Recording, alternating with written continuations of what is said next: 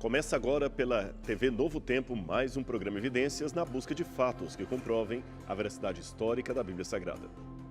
No programa de hoje vamos iniciar uma série apresentando algumas correntes religiosas não cristãs e aprender um pouco sobre quais são as suas crenças, seu estilo de vida, suas semelhanças e diferenças com a religião cristã. Para começar, seria interessante responder a uma pergunta básica: o que é religião? É claro que há várias definições e é difícil estabelecer uma que seja uniformemente aceita por todos.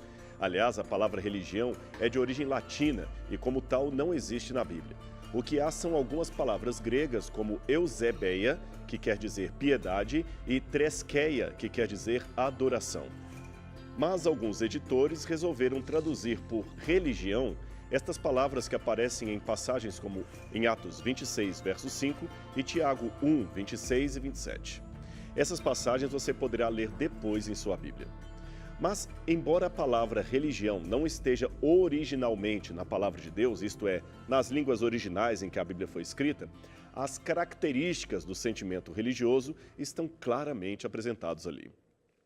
Sendo assim, podemos dizer que a religião é, de acordo com as Escrituras, uma relação de adoração e serviço a Deus e ao semelhante. E isto pode ser visto em passagens como 1 Timóteo 2, verso 10, 3,16, 2 Timóteo 3, 5 e Colossenses 2, 18. Agora, há três elementos importantes que você não pode esquecer. Primeiro, de acordo com David Barrett, autor do best-seller sobre as tendências do cristianismo mundial, em 1900 havia no mundo 1.000 religiões diferentes. Hoje existem mais de 10.000 e em menos de 20 anos, segundo sua pesquisa, estaremos caminhando para a casa das 15.000 diferentes religiões ao redor do mundo. Agora veja, se, por um lado, esse extravagante número refuta aquela noção de que o mundo moderno se tornaria inevitavelmente secular, por outro lado, o número tão grande de novos segmentos religiosos, tanto cristãos como não cristãos, nos conduz a sérios desafios, talvez não de ecumenismo, mas de testemunho e diálogo interreligioso. Afinal, não podemos, em função do populismo e do medo da rejeição, negligenciar as verdades de fé que Cristo nos confiou para pregar ao mundo. E ele disse coisas que certamente trariam oposição e muita oposição. Eis que vos envio como ovelhas entre os lobos. Sede, pois, prudentes como as serpentes e inofensivos como as pombas. E acautelai-vos dos homens, pois vos entregarão aos tribunais e vos açoitarão nas suas sinagogas. Sereis levados à presença de governadores e reis por minha causa, para testemunhardes a eles e aos gentios. Mateus 10, 16 a 18.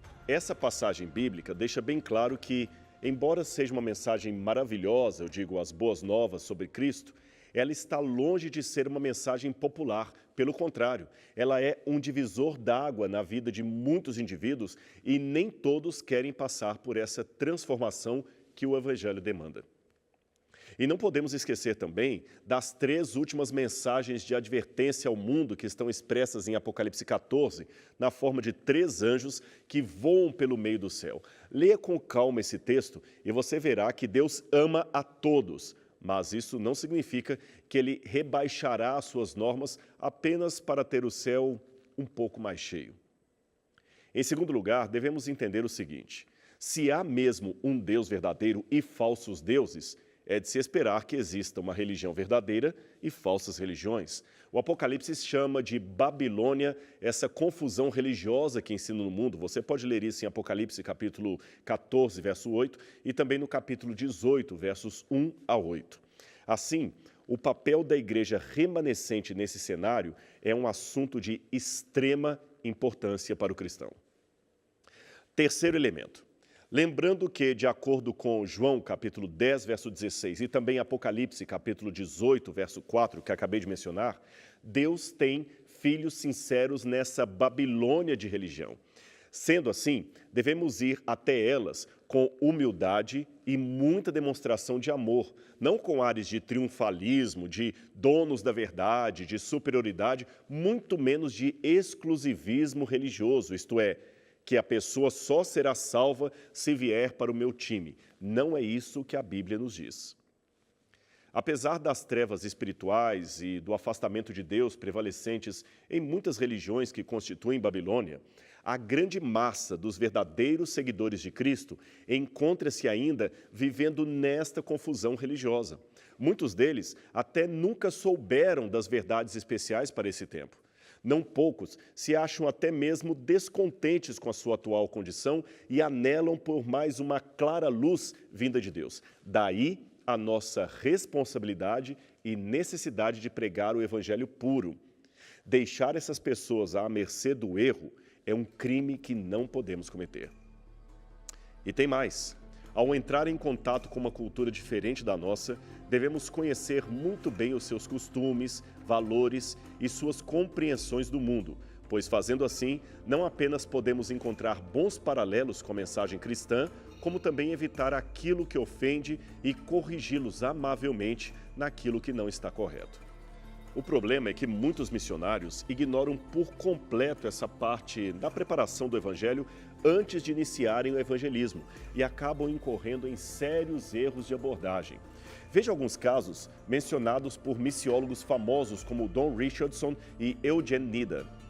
Essas fotos foram tiradas de tribos caçadoras de cabeças da Nova Guiné e também da Indonésia. Eles receberam intensas visitas de missionários europeus e americanos e muitos se converteram. Até por volta de 1950, muitas dessas tribos mantinham suas tradições canibalistas, que eram um ponto forte de sua cultura. Agora, veja a dificuldade de aproximação. Embora hoje eles não comam mais carne humana, muitos deles, como os Savis, têm dificuldade de entender a história de Cristo por um motivo muito singelo. É que na cultura deles, o traidor é sempre o mais esperto, pois lembra a figura do caçador sagrado que engana a caça. O traidor, portanto, é um herói em qualquer situação. Agora imagine alguns missionários que, ignorando esse aspecto cultural, contavam para o povo a história da traição de Jesus. Muitos adultos e crianças vibravam com o enredo, mas apaixonavam-se por Judas e não por Jesus Cristo. Eles não queriam ser batizados em nome de um personagem menos esperto, e isto acabou sendo um problema, porque esse personagem, que é Jesus, foi traído e eles então queriam seguir a Judas. Em certa parte da África e também na Micronésia, chega a ser um ato de obscenidade apontar coisas com o dedo. Eles, quando querem saber o nome de um objeto, por exemplo, dependendo do lugar, usam o lábio inferior ou fecham o olho esquerdo na direção do objeto. Bem diferente da nossa cultura ocidental, não é mesmo? A simples frase, deixe Jesus entrar em seu coração ou entregue o coração para Jesus, pode causar estranheza para certas culturas que não entendem o coração como aquele símbolo da vida ou do centro das emoções. Nas Ilhas Marshall, por exemplo, o correto, nesse caso, seria dizer abra sua garganta para Jesus. E para os conobos da Guatemala, abra o seu abdômen, abra o seu fígado e deixe Jesus entrar. Interessante, não é mesmo? Houve até uma missionária que trabalhava na Indonésia e que se decepcionou ao fazer um apelo para que as pessoas aceitassem a Cristo. Ela estava tentando falar no dialeto local. Todos riram dela. Sabe por quê? Ela descobriu depois que o modo como estava pronunciando foneticamente o nome Cristo era errado. Ela, ao dizer venham a Cristo, estava dizendo venham ao porco. Foi também muito difícil para essa tribo, os Nigbacas do Zaire, aceitar certos princípios da modéstia cristã trazidos pelos missionários. É que os homens da aldeia, mesmo depois de convertidos, recusavam permitir que as suas esposas usassem blusas ou camisetas. Elas deveriam deixar os seios à amostra. É que na cultura deles, somente as mulheres desqualificadas ou prostitutas usavam blusas, pois tinham dinheiro para comprar roupas. Já pensou que estranho uma igreja onde todas as mulheres de bem estariam com os seios à amostra? É claro que a globalização tem diminuído bastante alguns desses costumes e desses choques culturais, mas eles ainda são uma realidade em muitas partes do mundo e devemos evitar o escândalo. Aliás, é um princípio bíblico ensinado pelo próprio apóstolo Paulo, de acordo com o que lemos em 1 Coríntios capítulo 10, versos 31 a 33, que diz: Assim, seja comendo, seja bebendo, seja fazendo qualquer outra coisa, fazei tudo para a glória de Deus. Não vos torneis motivo de tropeço, nem para judeus, nem para gregos, nem para a igreja de Deus. Também eu procuro agradar a todos de todas as maneiras possíveis, porquanto não estou em busca do meu próprio bem, mas procuro o bem de muitos, para que sejam salvos. É claro que não podemos deixar que a mensagem cristã se torne contaminada por costumes pecaminosos de determinada cultura, mas devemos ser sensíveis quanto ao tempo e ao modo de dizermos que certas coisas não estão bem para aquele povo. Ou seja, isto é um processo lento de aprendizado da palavra de Deus. Lembrando também, e isto é muito importante de ser dito, que a minha vida será a primeira e talvez a única Bíblia que muitas pessoas dessas culturas conhecerão. Portanto, o meu exemplo falará mais alto que as minhas palavras. Eu digo isto porque distorções missiológicas têm criado igrejas, liturgias, que parecem, contudo, menos como a igreja cristã.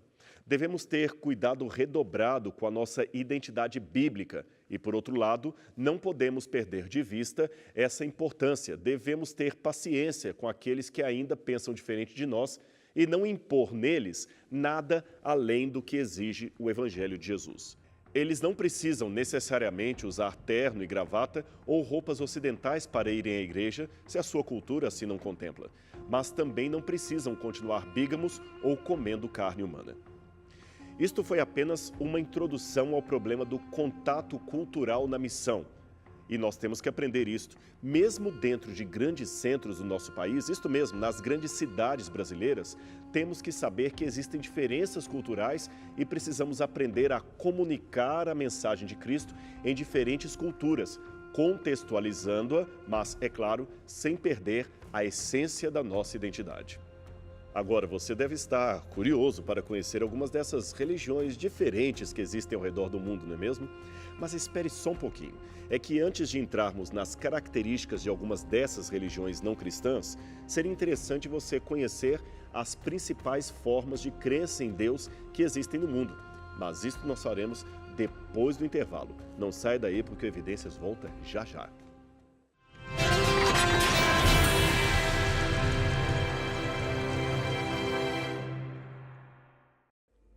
Estamos de volta com o programa Evidências e agora vamos conhecer um pouco das diferentes formas de crença em Deus que existem no mundo hoje. Elas podem ser agrupadas em 5 tipos que são: primeiro, teísmo.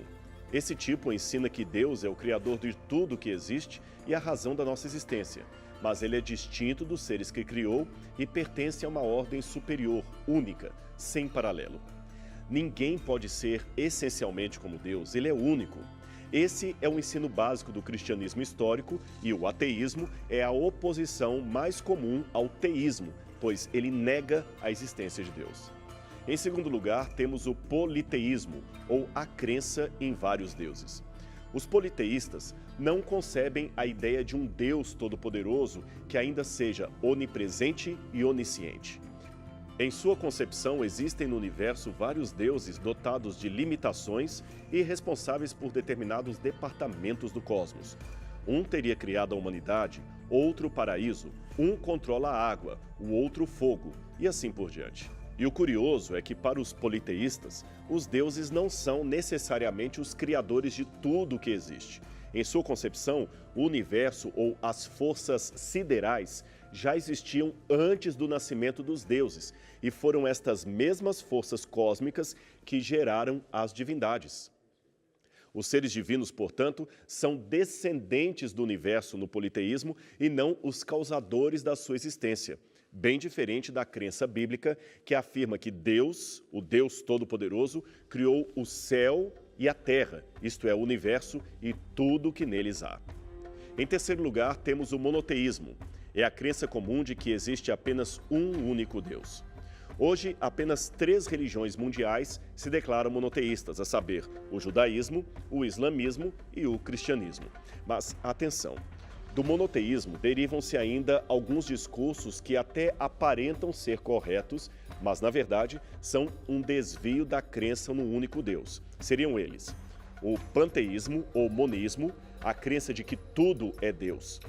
Para esse segmento, tudo o que existe no universo é feito de uma única substância, e assim já não há diferenças essenciais entre Deus e a criação, pois tudo é uma coisa só, e Deus talvez nem seja um ser pessoal, mas sim o universo, e todos nós, seres vivos, fazemos parte de Deus.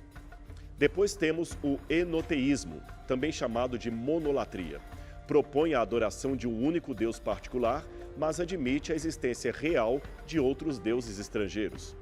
Só para você ter uma noção, o povo de Israel, algumas vezes, incorreu no erro da monolatria ou do monoteísmo, já que eles adoravam a Javé, porém admitiam a existência de Baal e de outros deuses. Os profetas viviam constantemente corrigindo o povo desse erro.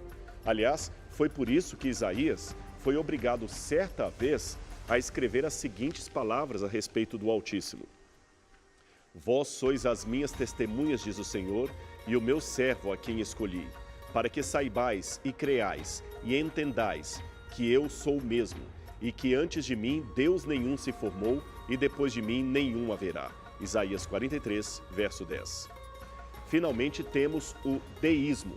O criador do mundo, segundo o deísmo, seria um ser sem atributos morais ou intelectuais. Ou seja, para os deístas, existe de fato um Deus que criou o universo, mas o abandonou. A sua criação não está mais à sua mercê.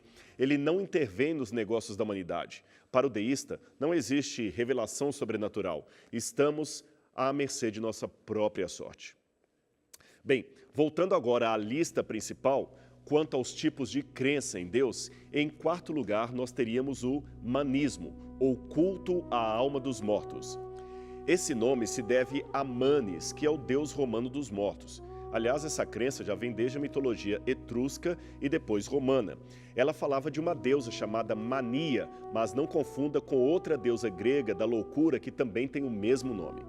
Pois bem, esta Mania dos romanos e dos etruscos tinha um marido chamado Mantus, e ambos tiveram 2 filhos, Lares e Manes, que seriam fantasmas da noite e divindades protetoras, tanto dos que morreram quanto dos seus parentes que ainda ficaram vivos.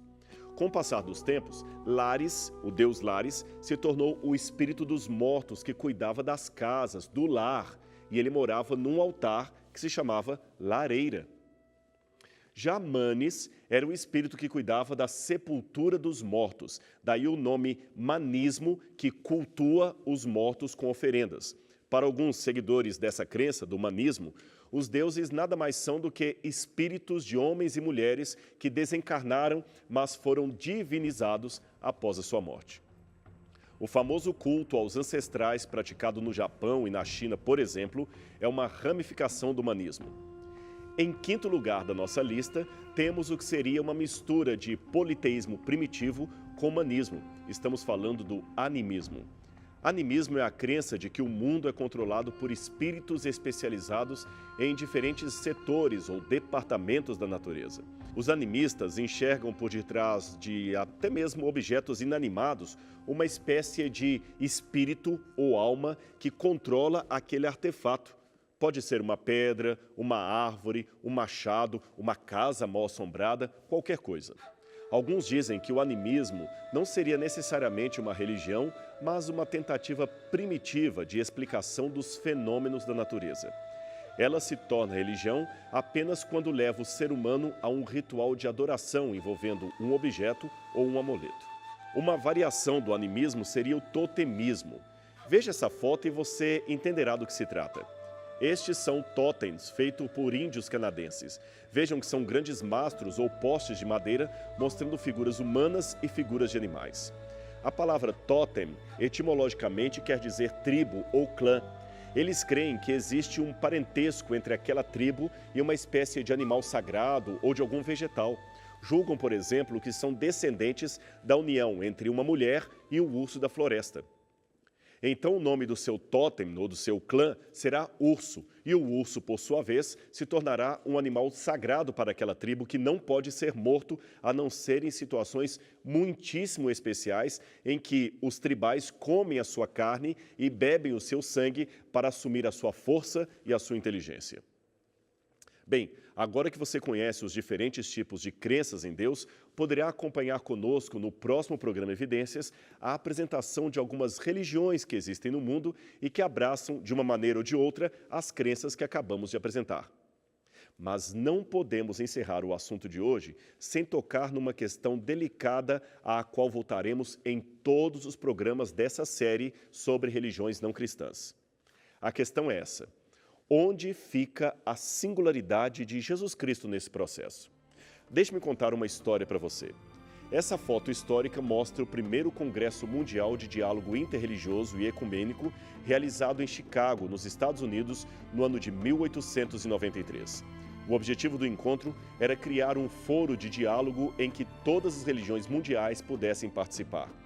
Dentre os presentes, destacaram-se o budista Theravada e o guru Swami Vivekananda, figuras importantes das religiões orientais.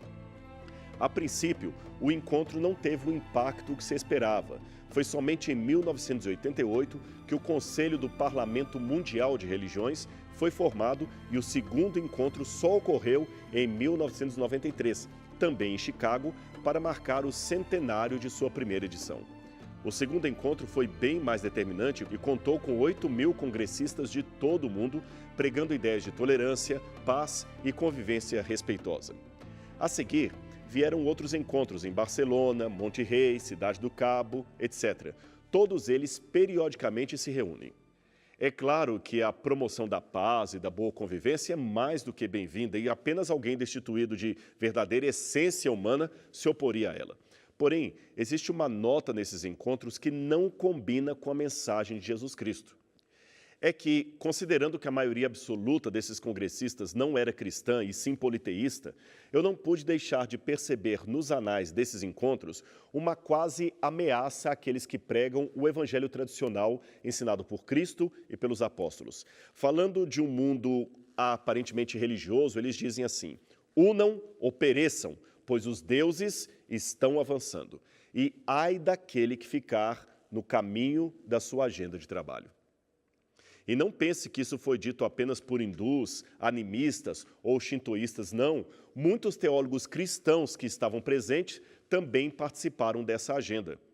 Com ideais elevados e planos de unificar as religiões para o bem comum da população, eles querem tirar do púlpito ideias hoje consideradas retrógradas, como aquela que diz que Jesus é o único salvador da humanidade, o único mediador entre Deus e os homens. Eles falam até em promover uma ética global a fim de aliviar o sofrimento humano e acabar com as guerras que existem no planeta. Mas, para isto, os cristãos deveriam abrir mão de sua mensagem, dando uma ideia de que a salvação não foi apenas trazida por Cristo. Se você vir alguns destes discursos disponíveis na internet ou ler os anais das preleções desses encontros, verá que Jesus é até elogiado por eles, aclamado como alguém que trouxe uma revelação importante, porém jamais como alguém que deveria ser adorado como o único salvador da humanidade. Jesus seria apenas um grande mestre, mas nada diferente de Gandhi, Buda, Krishna, Ananda Maimar ou outros. Mas não é isto que Jesus disse de si mesmo. Ele não afirmou: eu sou um dentre muitos caminhos, um dentre muitas verdades, uma dentre muitas vidas. Não, ele falou: eu sou o caminho, a verdade e a vida. Ninguém vem ao Pai senão por mim. O que devemos entender então é que o budismo pode até sobreviver sem Buda. O zoroastrismo pode viver sem Zoroastro, mas o cristianismo não faz sentido sem Cristo. Sem Jesus e sem o que ele disse de si mesmo, não há como ser cristão. Não há como ter cristianismo negando que Jesus era Deus e que demonstrou isto ressuscitando dentre os mortos. Pedro e Paulo foram bastante enfáticos em seu ensino e disseram algo que talvez valeria para muitos membros dessa convenção. Esse Jesus é a pedra que vocês, construtores, rejeitaram e que se tornou a pedra angular. Não há salvação em nenhum outro, pois debaixo do céu não há nenhum outro nome dado entre os homens pelo qual devamos ser salvos. Atos 4, 11 e 12. Maravilho-me de que tão depressa passasseis daquele que vos chamou à graça de Cristo para outro evangelho, o qual não é outro, mas que há alguns que vos inquietam e querem transformar o evangelho de Cristo.